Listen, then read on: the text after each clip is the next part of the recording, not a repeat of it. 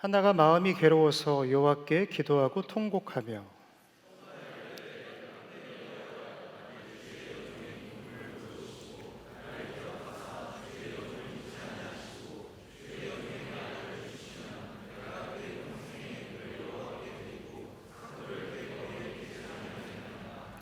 그가 여호와 앞에 오래 기도하는 동안에 엘리가 그의 입을 주목한즉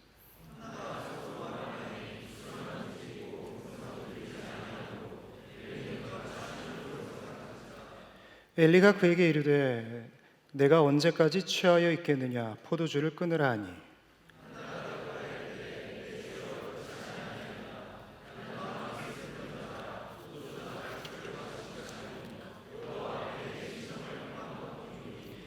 당신의 요종을 악한 여자로 여기지 마옵소서. 내가 지금까지 말한 것은 나의 원통함과 격분됨이 많기 때문이다 하는지라.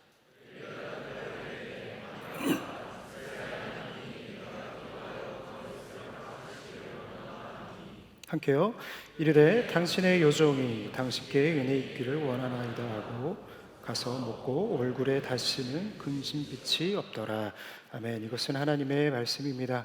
오늘 나는 일어섭니다 라는 제목으로 함께 말씀을 나누어 보려고 하는데요, 사실 1절부터 18절까지 다 읽어야 되지만 시간상 제가 10절에서 18절만 읽었다라는 것을 양해해 주시기 바랍니다.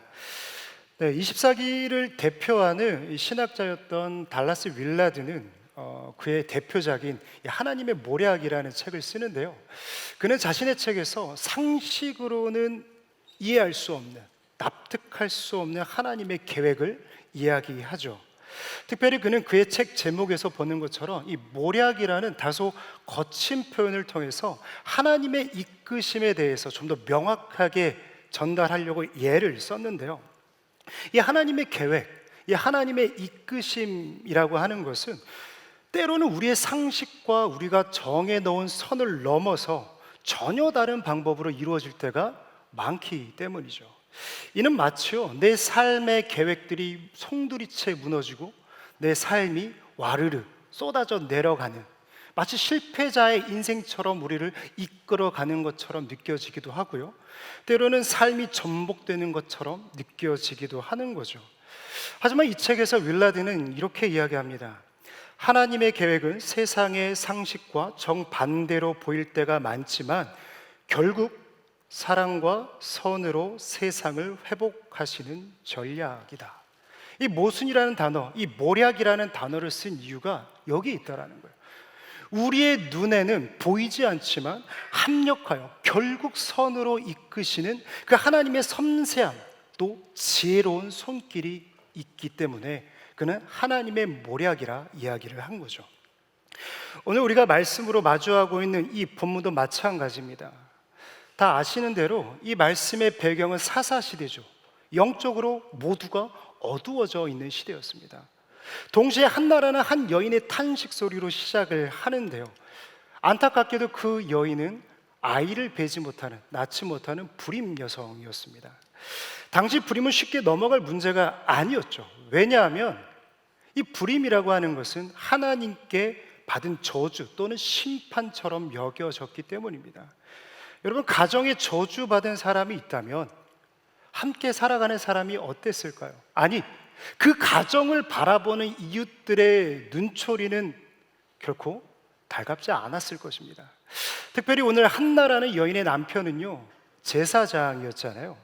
그 예배를 집례하는 가정에 저주받은 여인이 들어오게 된 겁니다. 다시 말해서 한나는 아이를 낳지 못한 것도 아프지만 자신으로 인하여서 이 가정이 저주받은 가정, 심판에 처한 가정의 눈총을 받는 것조차도 그는 감내하기 힘들었다라는 겁니다.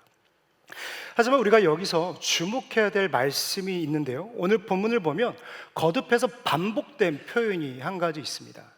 여호와께서 그에게 임신하지 못하게 하시니, 그러니까 그녀가 임신하지 못한 것이 그녀의 잘못이 아님을 성경은 복선으로 깔아놓고 있다라는 거죠. 다시 말해서 성경은 그녀의 결핍 속에는 하나님의 모략, 즉 선하신 뜻이 담겨 있음을 암시하고 있는 겁니다.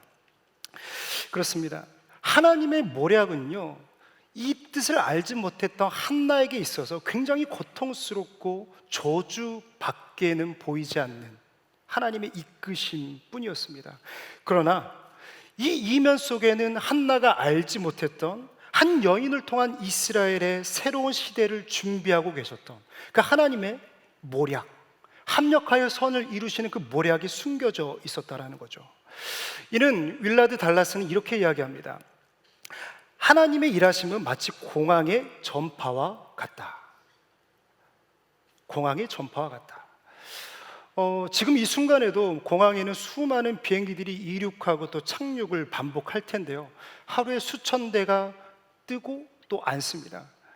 그러나 사고가 나지 않는 이유는 한 가지죠. 우리의 눈에는 보이지 않지만, 우리의 귀에는 들리지 않지만, 이 관제탑을 중심으로 수많은 신호들이 서로 주고받고 있기 때문입니다. 정확히 말하면 모든 비행기가 이 관제탑의 통제 아래 조율을 받고 있기 때문이죠. 하나님의 이끄심도 이와 같습니다. 우리의 눈에는 보이지 않지만 신호는 언제나 그곳에 존재하고 조율하고 있다라는 것이죠. 그렇습니다. 하나님은 조용하지만 확실한 모략으로 당신의 뜻을 우리의 삶에 이루어 가십니다. 때론 우리의 상식과 사회적 통념을 넘어서서 일하실 수도 있겠지만, 그렇기 때문에 그것이 하나님의 모략이 되는 것이죠. 저는 오늘 말씀을 보면서 하나님이 뜻을 이루어 가시는데 가장 큰 장애물은 무엇이었을까? 고민이 되더라고요. 바꿔서 말하면 이런 거죠. 한나가 일어서지 못하도록 했던, 그를 가장 고통스럽게 했던 문제는 무엇이었을까? 한나의 고통에 대해 깊이 묵상을 해보았습니다. 가장 먼저 떠올랐던 것은 당연히 불임이죠. 아이를 낳지 못한다는 이 불임, 얼마나 저주스럽고 하나님께 받은 심판과 같습니다. 그런데 아무리 쥐어짜도요, 이 불임으로 여러분들과 나눌 수 있는 의미가 없는 거예요. 사실 여기서 불임을 알 수가 없잖아요. 그러면서 제가 기도했죠. 하나님, 이 본문을 주셨는데 도저히 이 지체들과 나눌 수 있는 맥락을 못 잡겠습니다. 이 본문은 제이하우스를 맡고 있는 백재영 목사님이나 최현호 목사님이 봐야 되지 않겠습니까? 근데 아무리 본문을 다시 찾아보고 다른 본문을 집중해 봐도요, 이 본문이 제 안에 떠나질 않는 거죠. 제게 불임이었습니다. 그러면서 말씀을 찾아보는데 그때 이 말씀 가운데 저에게 왔던 단어가 하나 있었습니다. 바로 관계였습니다. 관계. 물론 불임은 한나에게 해결할 수 없는 아픔이 맞죠. 그러나 그녀를 더욱 고통 속으로 몰아갔던 것은요, 그녀를 둘러싼 깨어진 관계더라고요. 오늘 말씀을 우리가 읽어보면요, 한나를 제외하고 세 사람이 등장을 합니다. 그런데 하나같이, 정말 하나같이 한나의 상처를 후벼 파는 사람들 뿐이었죠. 우리 6절 말씀을 같이 읽어볼까요? 우리 6절 말씀입니다. 시작. 여호와께서 그에게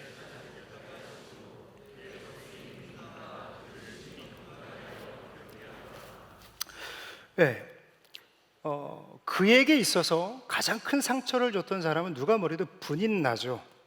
그는 대놓고 불임이었던 한나를 조롱하고 멸시했습니다. 또한 이 모든 사단을 초래한 그의 남편 엘가나도 마찬가지였습니다. 왜냐하면 당시 제사장은요, 첩을 둘 수 없었기 때문입니다. 그런데 돕고 이 사단이 난 거죠. 그리고 영적으로 얻었던 엘리 제사장이 또 한 명 있습니다.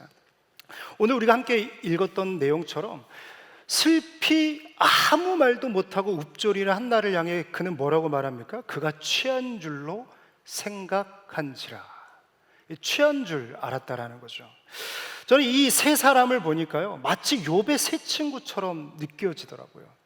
누구 하나 욥의 마음을 헤아리지 못하고 공감하지 못하고 상처를 후벼 파고 있는, 자신만의 정의와 정당성을 가지고 이야기하고 있는 이 세 사람.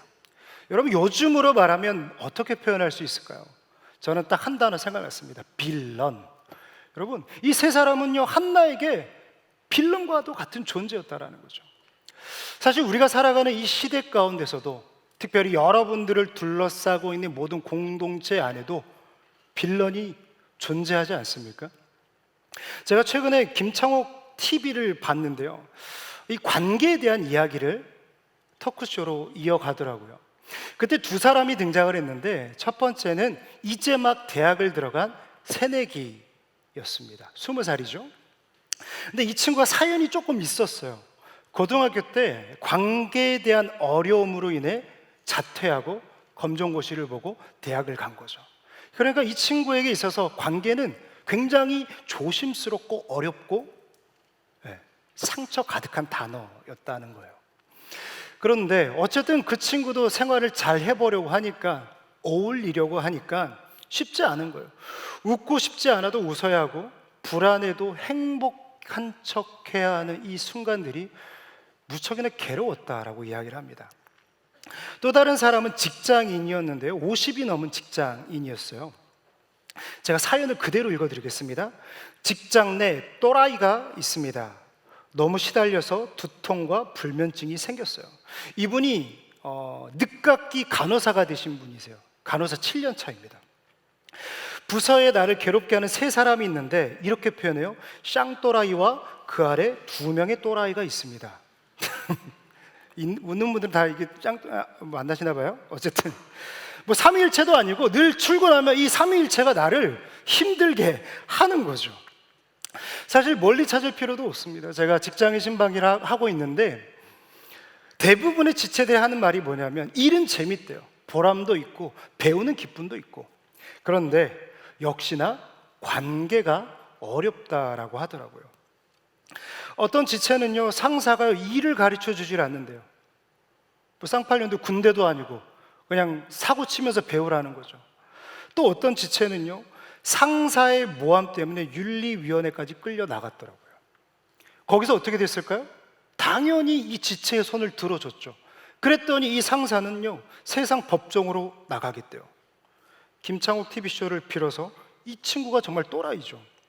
근데 여러분, 관계가 이 직장과 학교에만 어려움이 있습니까? 사실 가정에도 관계 어려움은 늘 존재하죠. 특별히 가정, 이 가까운 관계일수록 더 작은 말에도 상처받고 어렵지 않습니까? 저희 아버지는요, 늘 설교를 들으면 그 다음 주에 피드백을 주세요. 근데 문제는 깜빡이를 켜지 않아요. 늘 이렇게 당신이 하시는 말씀을 하세요. 뭐 보통 이런 얘기를 하십니다. 너 왜 이렇게 소리를 지르냐? 왜 손을 가만히 두지 못하는 거냐? 정서불안이냐? 애들은 도대체 언제까지 팔아먹을 거냐? 단물 빠질 때까지 빨아먹을 겁니다. 그런데 짜증이 나는 이유가 뭔지 아세요? 다 맞는 말이라는 거예요. 그리고 맞는 말일수록 짜증이 나더라고요. 그런데 하루는 뜬금없이 저에게 아버지께서 이렇게 말씀하시는 거예요. 아들아, 혹시 이마에 보톡스 맞을 생각 없냐?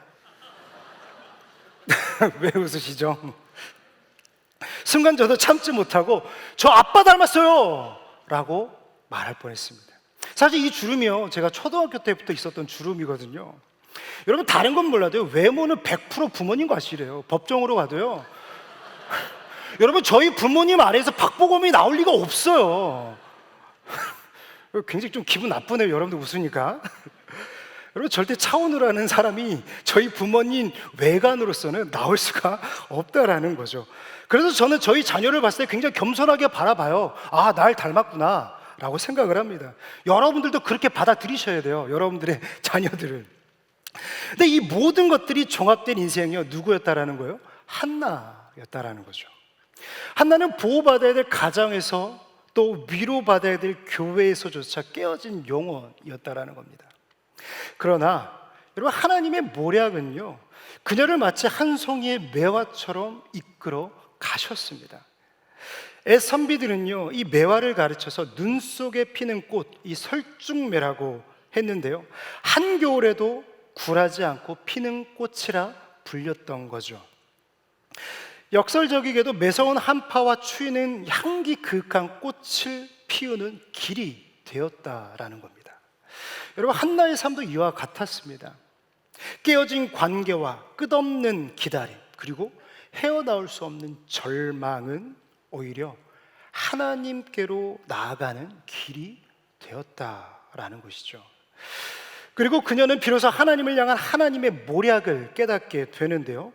그것은 바로 어두운 시대를 조명할 바로 사명, 그 사명이었습니다. 여러분, 그렇기 때문에 여러분들에게 도전드립니다. 깨어진 관계 속에 헤매고 있는 지체들이 있다면 여러분 단대히 선포합니다. 그 깨어짐 속에 하나님의 모략은 반드시 드러날 줄 믿습니다. 그래서 남은 시간 내 삶에 깃들어 있는 하나님의 모략을 이루는 세 가지 결심에 대해서 여러분들과 나눠보려고 하는데요. 먼저는 악을 악으로 갚지 않겠다는 결심입니다. 악을 악으로 갚지 않겠다라는 결심. 여러분, 혹시 상처는 수신자 부담이다 라는 말을 들어보셨습니까? 곰곰이 생각해 보니까 진짜 맞는 말이더라고요. 나는 상처를 받았는데요, 나에게 상처를 준 사람은 없어요. 무슨 말이냐면 상처를 준 사람은 없는데 나는 상처를 받았다라는 거예요. 근데 그 말을 다시 생각해 보니까 정말 맞더라고요. 여기에는 다 이유가 있습니다. 상처를 준 사람은요, 모두가 자신의 행동에 정당성을 갖고 있기 때문이죠. 분인야를 보십시오. 그녀는 누가 봐도 시대의 악녀임이 분명해요. 그런데 그녀의 입장에서 생각해 보면요, 그녀만큼 불쌍한 사람이 없어요. 그는 첩으로 엘가나의 아내가 됩니다. 여러분, 그 첩의 생활이 얼마나 힘들었겠어요. 늘 사이드의 인생, 주변인의 인생을 살아왔던 사람이 분인나 아니었겠습니까? 그러다가 한나는 갖지 못했던 자녀를 분인나가 갖게 된 거죠. 4절 말씀을 원어로 보면요, 이렇습니다. 분인나의 모든 아들들과 그녀의 딸들에게 라고 해석이 돼요. 무슨 말입니까? 분인나는 한 명을 낳은 게 아니에요. 아들들과 딸들이래요. 그러니까 최소 몇 명이에요? 최소 4명 이상을 낳은 거예요. 아들들, 딸들. 여러분, 출산이 지금도 어렵거든요. 이 생과 사를 오가는 순간이 출산입니다. 다시 말해서 분인나는 그 어려운 시대에 생명을 오가는 일을 최소 4번을 경험했다라는 겁니다. 그런데요, 5절 말씀을 보면요, 한나에게는 갑절을 주니 이는 그를 사랑함이라 라고 이야기합니다. 아니, 나는 이 가정을 위해서 생사를 4번이나 왔다 갔다 했는데 엘가나는 누구만 사랑한다라는 거예요? 한나만을 사랑한다라는 거예요. 애 낳고 키우느라 고생하는 건 나인데 한나만 사랑을 받고 있으니 여러분, 분인나의 속이 뒤집어지겠어요? 안 뒤집어지겠어요? 역시 여러분 모르시겠죠? 여러분, 뒤집어질 수밖에 없는 겁니다. 삶이 고달프잖아요. 삶이 힘들잖아요. 그래서 분인나가 한 행동이 무엇이냐면 7절 말씀을 보면 이렇게 얘기합니다. 분인나가 그를 격분시킴으로. 분인나가 그를 격분시킴으로. 여기서 격분이라는 단어는요, 자극하다, 분노를 일으키다, 몰아세우다라는 의미가 있는데 한나에게 악한 의도로 자극해서 분노를 조장했다라는 거예요. 다시 말해서 분인나가 원했던 건 무엇이었냐면 착한 척하고 신실한 척하는 한나가 분노를 참지 못하고 날뛰는 것을 보고 싶었다라는 거예요. 너 더 이상 가면 벗어라고 말하는 게 분인나였습니다. 근데 여러분, 사실 정말 깊이 들여다보면 정말 억울한 사람은요, 한나예요. 여러분, 한나가 엘가나에게 분깃을 더 달라고 요구한 적이 있습니까? 없어요. 여러분, 불임이 한나의 잘못입니까? 아니요, 성경에서 보는 것처럼 한나의 잘못이 아닙니다. 그렇기 때문에 유복한 분인나를 봤을 때 한나의 마음은 찢어졌을 거예요. 거기에 헛소리만 해대는 엘리 제사장의 말은 그녀를 더욱 비참하게 만들었을 겁니다. 날이 갈수록 분인나의 조롱은 심해져 갔고 그는 고립될 수밖에 없었던 거죠. 다시 7절 말씀을 보면요, 엘가나의 가정은 때가 되면 늘 제사를 드리러 올라갔습니다. 제사장의 가정이었으니까요. 화목 제사를 드리기 위해서 올라가는데 여러분, 화목 제사의 목적이 무엇입니까? 하나님과 나 사이와 그리고 이웃과 이웃 사이의 화해와 화목을 이루는 것이 바로 화목 제사잖아요.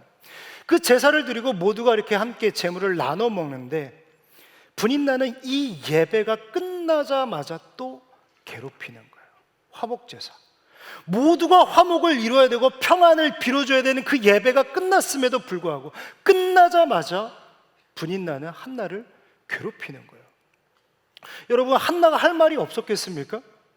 너가 자식 없는 여인의 마음을 아냐고, 내가 언제 엘가나한테 분기 더 달라고 요구한 적 있냐고, 그리고 화목제사를 드리고 너가 나에게 이렇게 행동하는 게 맞는 거냐고. 여러분, 얼마든지 한나도 불평하며 토로하며 그를 쏘아붙일 이유가 있었어요. 그러나 오늘 말씀에서 보는 것처럼 한나는요, 악을 악으로 갚질 않습니다. 분인나의 모진 굴욕과 모욕에도 그는 아무 말 하지 않아요. 침묵하죠. 여러분, 생각해 보십시오. 악을 악으로 갚는다면 무엇이 남겠습니까? 악을 악으로 갚는다면 너무나도 쉬운 진리입니다. 악만 남는 거죠. 악한 마음만 남는다라는 거죠. 그래서 주님께서 하시는 말씀이 무엇입니까? 악에게 지지 말고 선으로 악을 이기라 라고 말씀을 하시는 겁니다. 그렇다면 여러분, 선으로 악을 이기는 방법은 무엇일까요? 제가 곰곰이 생각해 보니까요, 굉장히 간단하더라고요. 그 상황 속에서 주님을 의지하는 것입니다. 내 마음을 의지하는 것이고, 내 입술을 의지하는 것이고, 내 행동을 의지하는 것입니다. 여러분, 다시 의지한다는 것은 무엇일까요? 내 삶의 주도권을 주님께 내어드리는 것입니다. 내가 악한 마음을 품을 수 있고, 악한 말을 할 수 있고, 악한 행동을 할 수 있지만 그것을 주님께 맡겨드리고 그 상황을 의지하는 것이죠. 우리 시편 28편 7절 말씀을 같이 읽어보기 원하는데요. 시편 28편 7절 말씀 시작. 여호와는 나의 힘과 아멘. 여러분, 그녀는요 조용히 자리에서 일어나서 홀로 텅 빈 예배당 가운데 앉아 슬피 울며 기도하기 시작합니다. 여러분, 이와 같은 삶을 살았던 한 사람이 있는데 다윗이거든요. 그가 사울 앞에서 연주를 하고 있을 때 다윗이 창을 받습니다. 그러니까 사울이 다윗을 향해 창을 던졌다라는 거예요. 가까스로 다윗은 그 창을 피합니다. 여러분들이 다윗이라면 그 순간 어떠한 선택을 하시겠습니까? 여러분, 그 창을 뽑아서 사울을 향해 던질 수 있는 거잖아요. 비록 그를 맞추지 않더라도 그를 비껴 던질 수 있는 것 아니겠습니까? 너가 짖으면 나도 짖을 수 있다라는 것, 네가 나를 밟으면 나도 너를 밟을 수 있다라는 것을 다윗도 알려줄 수 있는 거잖아요. 그러나 다윗은 그 자리를 피합니다. 이외에도 많은 사람들이 다윗을 격동시키려 했습니다. 그러나 그때마다 다윗이 했던 것은 무엇이었냐면, 우리 시편 109편 4절 말씀을 함께 읽어보겠습니다. 시작. 나를 사랑하나 그들은 도리어 나를 대적하니 나는 기도할 뿐이라. 아멘. 다윗은 기도했습니다. 세상 사람들이 볼 때 기도만큼 무능해 보이고 연약해 보이는 것은 없죠. 그러나 성경은요, 기도하는 자는 결코 무너지지 않는다라고 이야기합니다. 그 이유가 무엇입니까? 우리가 늘 심중에 놓고 읊조리는 말씀인데요, 우리 빌립보서 4장 말씀을 같이 읽어볼까요? 빌립보서 4장 6절에서 7절 시작. 아무것도 염려하지 말고 오직 모든 일에 기도와 간구로 너희 구할 것을 감사함으로 하나님께 아뢰라. 그리하면 모든 지각에 뛰어나 하나님의 평강이 너희 마음과 생각을 지키시리라. 아멘. 주를 의지하는 자는 주님이 그를 지켜주시기 때문입니다. 사랑하는 여러분, 여러분들의 삶의 분인나는 누구입니까? 여러분들의 마음을 격동시키는 사람은 누구냐라는 것을 물어보고 있는 겁니다. 누군가에게는 친구일 수 있고, 누군가에게는 직장 동료일 수도 있고, 또 가정의 부모님일 수도 있고, 또 누군가에게는 오늘 이 자리에 함께 앉아 있는 누군가일 수도 있을 겁니다. 누가 됐던 간에 우리의 마음을 격동시키고 억울하게 하고 분노를 치밀어 오르게 할 사람이죠. 그러나 여러분, 악을 악으로 갚는다면 내 삶에 남는 것은 악뿐입니다. 하나님은 그것을 원치 않았다라는 거예요.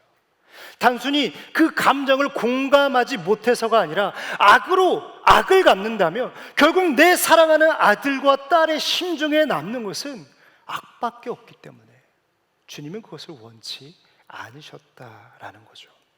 여러분, 삭개오를 보십시오. 그는 세리로 못된 짓을 해도요, 양심의 가책이 없었을 거예요. 왜냐하면 그는 피해자였거든요.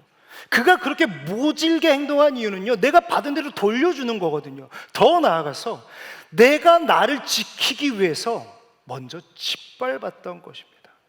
내가 밟지 않으면 그가 나를 조롱하기 때문에 힘을 과시하며 그를 짓밟으려 했던 거죠.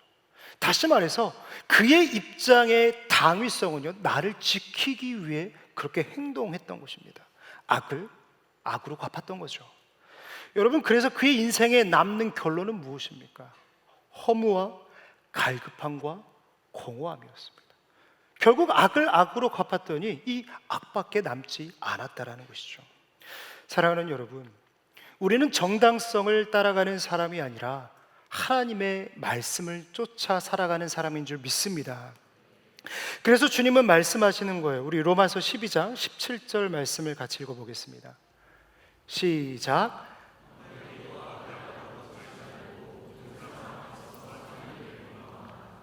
아멘. 사랑하는 여러분, 하나님의 모략을 이루는 길은요, 무엇을 더하는 것이 아닙니다. 어떠한 일을 막 탁월하게 해내야 하나님의 모략이 내 삶 가운데 일어나는 것이 아니라는 것이죠. 악을 악으로 갚지 않겠다라는 결심, 이를 위하여 모든 고난을 내가 감내하겠다라는 희생, 더 나아가서 선한 일을 도모하겠다라는 헌신. 여러분, 이 세 가지의 결심이 여러분들의 마음 가운데 먼저 세워지시기를 축복합니다. 큰 틀에서 우리 두 번째 결심 함께 나누겠는데요, 멈추지 않겠다라는 결심입니다. 멈추지 않겠다라는 결심. 권태라는 단어가 있습니다. 아마 익숙히 들어보셔서 아실 텐데요, 어떠한 일이나 상태에 시들해져서 생기는 게으름이나 실증이 바로 권태입니다. 이러한 권태는요, 모든 사람이 경험하죠.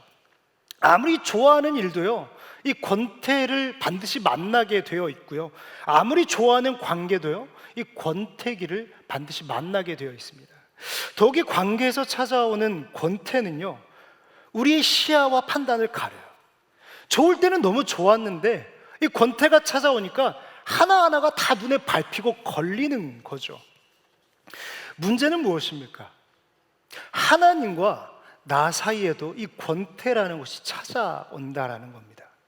특별히 기도가 어려운 이유도 여기에 있는데요, 여러분, 기도해도 변하지 않는, 조금도 변하지 않는 우리의 삶을 볼 때에 이 많은 회의감과 하나님을 향한 권태가 찾아오지 않습니까? 더 이상 기도하고 싶지 않다라는 거예요. 이 기도라는 것이 실증 났다라는 걸 왜? 내 삶에 변화가 일어나지 않으니까. 사랑하는 여러분, 한나도 이러한 권태를 경험하지 않았겠습니까? 왜냐하면 한나도 사람이거든요. 한나의 기도가 하루 이틀 수년 이어졌기 때문입니다. 그도 사람이기 때문에 이 권태라는 것을 경험했을 겁니다. 그녀를 둘러싼 깨어진 관계와 여전히 응답 없는 기도, 이 기도는 자신을 더욱 위축시켰고 이 자신의 신앙을 회의와 권태에 빠뜨렸을 겁니다. 그러나 오늘 하나님께서는요, 이 작고 연약한 여인을 통해서 단순하고도 강력한 메시지를 선포하고 계시는데요, 권태를 만나도 기도를 멈추지 말라입니다. 권태를 만날지라도 기도를 멈추지 말라라는 것이죠. 왜 그렇습니까? 하나님의 모략을 이루어가는 데 있어서 반드시 만나게 되는 것이 권태이고 반드시 뚫고 돌파해야 될 것이 권태이기 때문이죠. 그래서 이 모든 것을 뚫고 한나가 발견한 하나님의 모략이 무엇이냐면, 이것을 여러분들과 나누고 싶었어요. 보통 사람들은 서원 기도를 이야기합니다. 여러분, 서원 기도를 하면 하나님이 응답하십니까? 만약 그렇다면 우리는 모든 기도를 서원 기도처럼 해야 될 겁니다. 뭔가를 계속 거는 거죠. 이걸 하시면 이거를, 저걸 하시면 이거를. 끊임없이 조건, 기브 앤 테이크가 된다라는 거죠. 그도 어쩌면 불임임을 알았을 때 아들을 달라는 기도를 끊임없이 했을 것입니다. 저는 이런 묵상도 해봐요. 그의 서원 기도는 그 전에도 있었고 그 전에도 있었고 또 그 전에도 있었을 것이다. 그러나 그 무응답의 권태 속에서도 그녀는 포기하지 않았습니다. 그리고 기도 속에서 이끌어 가시는 하나님의 인도하심을 쫓아 기도의 깊은 자리로 나아가게 되는데요. 오늘 15절 말씀을 보면 여호와 앞에 내 심정을 통한 것 뿐이오니라는 표현이 나옵니다. 이 표현이 무엇입니까? 깊은 기도 속에서, 권태를 뚫고 나간 그 깊은 기도의 자리에서 하나님의 마음과 나의 마음이 맞닿았다라는 것이죠. 일치가 되었다라는 겁니다. 그때 비로소 깨달은 것이 있었는데요, 그것은 전혀 다른 응답이었습니다. 바로 당신의 자녀를 바라보며 눈물을 흘리시는 하나님의 슬픔이었습니다. 그는 아들을 달라고 기도했고 아들을 얻기 위해서 어쩌면 그 전에도 서원 기도를 하고 그 전에도 서원 기도를 했지만 그 서원 기도 가운데 권태를 만났고 그 권태 속에서 무너질 때도 있었지만 결국 그 권태를 뚫고 나아가 얻은 응답은 자신의 자녀를 바라보며 눈물 흘리시는 하나님의 슬픔이었다라는 겁니다. 그렇습니다. 우리가 아는 것처럼 사사시대를 대표하는 말씀이 있는데요, 그때에는 이스라엘의 왕이 없으므로 사람마다 자기 소견에 오른 대로 행하였더라. 이 말씀이 사사기에는 여러 번 반복이 되죠. 하나님의 마음에도 걸렸고 그 시대를 단편적으로 말해주는 표현이기도 했습니다. 모든 사람들이 자신의 소견에 오른 대로 자기 멋대로 살아갔다라는 겁니다. 그러니까 하나님이 아무리 눈물로 씨를 뿌리고 또 뿌리고 뿌려도 열매가 없는 거예요. 아비된 마음으로 열매 없는 자식을 바라보는 그 탄식은, 그 슬픔은 이루 말할 수가 없었습니다. 이는 마치 한나가 경험했던 영적 불임과도 같았다라는 것이죠. 그리고 그녀는 그 깊어지는 기도, 권태를 넘어선 그 기도 속에서 하나님 아버지의 마음을 느끼게 됩니다. 그리고 비로소 참된 기도를 하게 되죠. 하나님, 아들을 주시면 내가 그 아들을 주의 종으로 드리겠나이다. 그렇습니다. 하나님의 모략은요, 그의 삶을 실패로 몰아갔고 저주로 몰아가는 것처럼 보였습니다. 그러나 그 끝에는 하나님이 그녀를 부르신 이유와 그녀가 감당해야 될 사명이 있었다라는 것이죠. 더 나아가 오늘 말씀은요, 단순히 사무엘로 끝나지 않고 더 많은 자녀를 그에게 허락하십니다. 유복한 자녀, 다복한 자녀를 하나님이 허락해 주셨다라는 것입니다. 이것이 바로 한나를 향한 하나님의 모략이었습니다.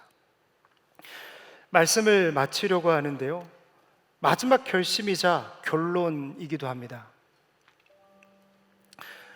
문제를 피하지 않겠다는 결심입니다. 문제를 피하지 않겠다는 결심. 다음 주면 긴 연휴를 마치고 여러분들은 각자의 삶의 자리로 돌아갈 것입니다. 아마 어제 이미 복귀한 지체들도 있을 텐데요, 돌아간 자리에는 여전히 빌런들, 죄송합니다, 쌍또라이들은 있을 겁니다. 여전히 그들은 자신의 또라이의 그 똘끼를 버리지 못하고 여러분들에게 이야기하겠죠. 말도 안 되는 요구를 할 것이고 못된 행동을 여러분들에게 할 겁니다. 그러나 그 자리에서 분인나가 아닌 한나의 길을 선택하는 여러분들 되시기를 축복합니다.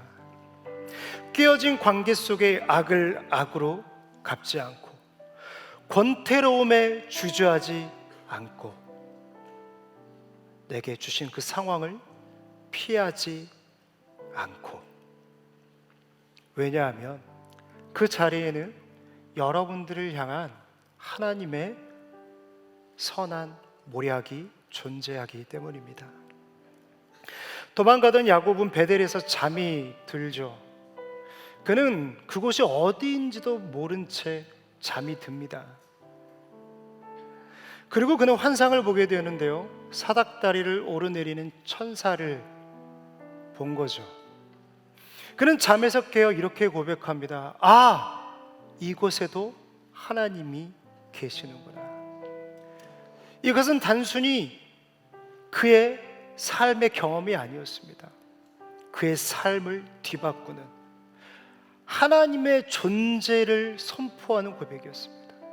그는 실패 가운데 여기에는 하나님이 계시지 않을 것이다 라고 굳게 믿었기 때문이죠.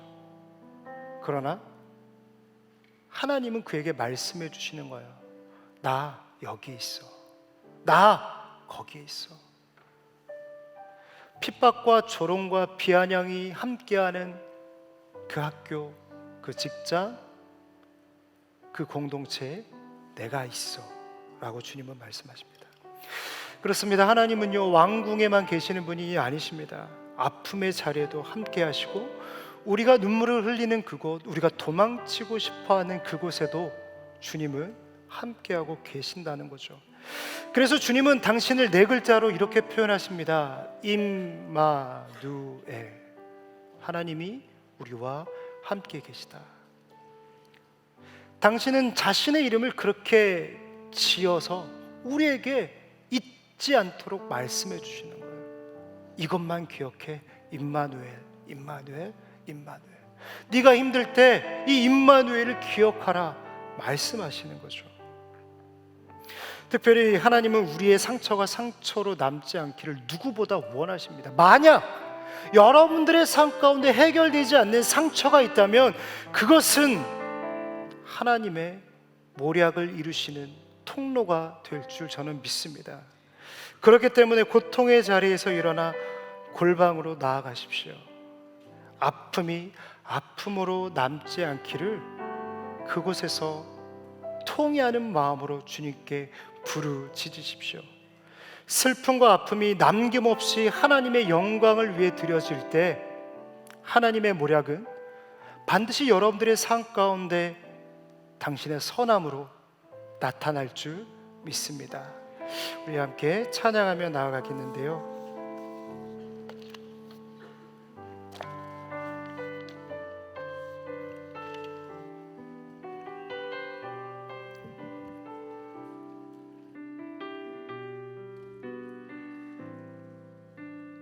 어둠 속에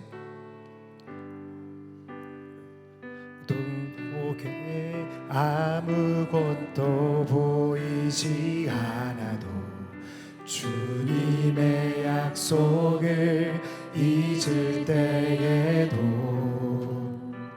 주가 붙드시기에 버텨내는 삶, 주가 원하는 삶, 절망 중에 무엇 하나 들리지 않아도 예수의 능력이 힘이 잃어가도 주의 자녀이기에 예배하는 삶, 주가 원하는 삶, 나는 일어섭니다. 더 이상 내 삶에 아픔이 아프게 두지 않겠습니다. 나는 예배합니다.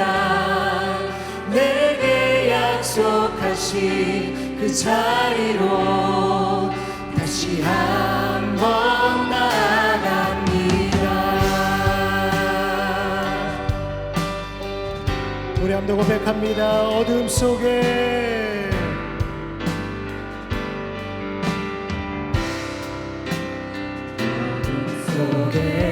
아무것도 보이지 않아도 주님의 약속을 잊을 때에도 주가 붙드시기에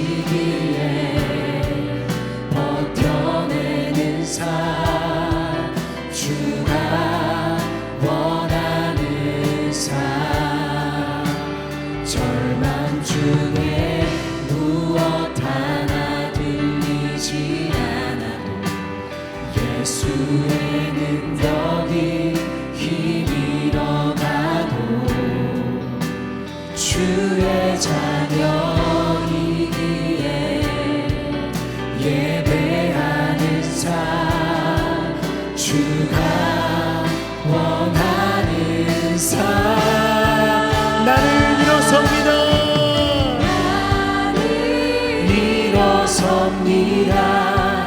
더 이상 내 삶에 아픔이 아프게 두지 않겠습니다. 나는 예배합니다. 내게 약속하신 그 자리로 다시 우리 한번 더 고백합니다. 나는 일어섭니다. 더 이상 내 삶에 아픔이 아프게 두지 않겠습니다. 나는 예배합니다. 내게 약속하신 그 자리로 다시 우리 한 번 더. 나는 일어섭니다. 나는 일어섭니다. 더 이상 내 삶에 아픔이 아프게 두지 않겠습니다. 나는 예배합니다. 내게 약속하신 그 자리로 다시 한번 나아갑니다. 우리 시간에 이렇게 기도하며 나아가기 원합니다. 하나님께서는 악에 지지 말고 손으로 악을 이겨라 말씀하셨습니다. 우리 시간에 함께 기도할 때 하나님, 억울함과 분노의 순간마다 감정이 아닌 말씀으로 반응하게 하여 주시옵소서. 나를 자극하고 시험에 들게 하는 사람 앞에서도 주님의 마음을 잃지 않게 하여 주시옵소서. 악을 악으로 갚는 세상의 방식이 아니라 기도와 선함으로 악을 이기는 하나님의 사람이 되게 하여 주시옵소서. 내 안에 일어나는 분노와 상처가 나를 삼키지 않도록 성령으로 나의 마음을 다스려 주시옵소서. 우리 주님 세 번 부르시고 기도하겠습니다. 주여, 주여, 주여. 살아계신 하나님 아버지, 하나님께서 나를 악으로 갚지 말라 말씀하셨습니다. 하나님, 억울함과 분노의 순간마다 감정이 아닌 하나님의 말씀으로 반응하는 우리가 되게 하여 주시옵소서. 세상에 존재하는 그 분인 나를 마주할 때마다, 엘가나를 마주할 때마다, 엘리 제사장을 마주할 때마다 하나님의 마음을 잃지 않게 하여 주시고, 세상의 방식이 아닌 기도와 선함으로 악을 이기는 하나님의 사람이 되게 하여 주시옵소서. 내 안에 불일 듯 일어나는 분노를 주님께서 잠재워 주시고, 하나님의 마음으로 하나님의 선하심으로 말미암아 그 상황 가운데 하나님의 이끄심을 붙드는 자들이 되게 하여 주시옵소서. 때로는 그 상처가 나를 삼킬 때도 있습니다. 주여, 그럴 때마다 우리의 영혼을 깨워주시고 하나님의 말씀 앞에 서며 그 상처가 상처로 남지 않도록, 하나님의 앞에 아픔이 아픔으로 남지 않도록 온전히 성령님의 인도하심을 구하는 자들이 되게 하여 주시옵소서. 성령의 우리의 마음을 다스려 주시옵소서. 주시옵소서. 모든 상황과 순간 속에 하나님의 이끄신 그 성령님의 부르심을 쫓아 나아가게 하여 주시옵소서. 하나님 이 시간에 주님 앞에 간절히 구하는 자마다 말씀하여 주시고 응답하여 주시고 그들의 마음이 조금도 흔들리지 아니하도록 하나님 붙들어 주시옵소서.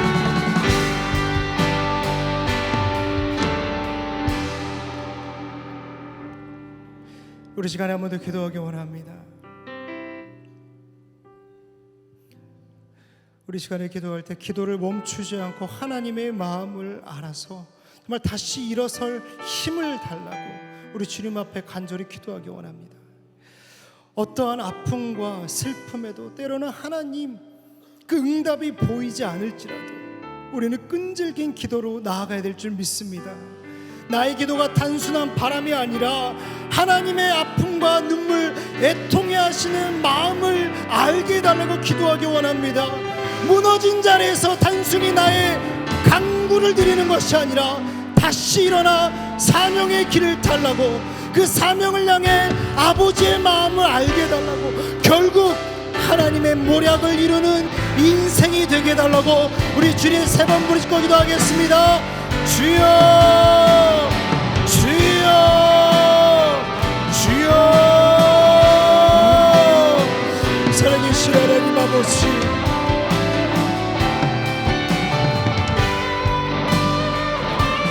어떠한 아픔과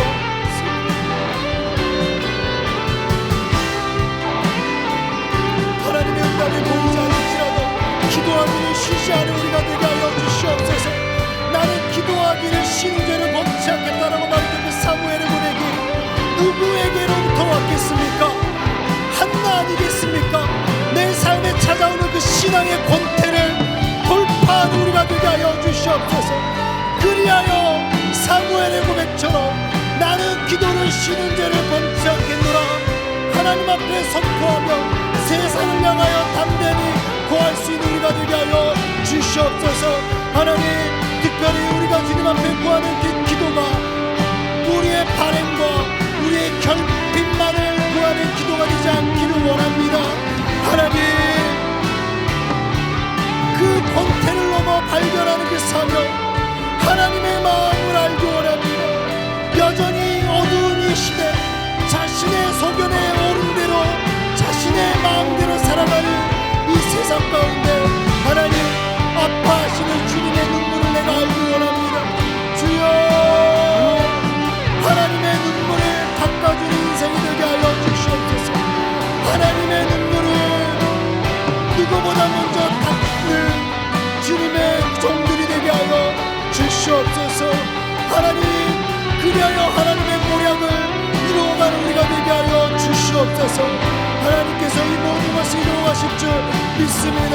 이 모든 것을 주님이 이루어가실 줄 믿습니다. 주여, 주여, 주여. 하나님,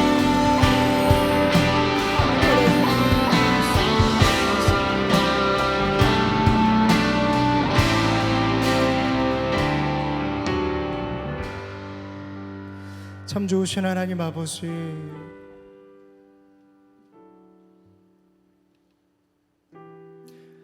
아픔이 나를 삼키지 못하도록, 그 슬픔이 나를 삼키지 못하도록 우리는 헤아릴 수 없지만 합력하여 선을 이으시는 그 하나님의 모략으로 나의 삶을 붙들어 주시옵소서.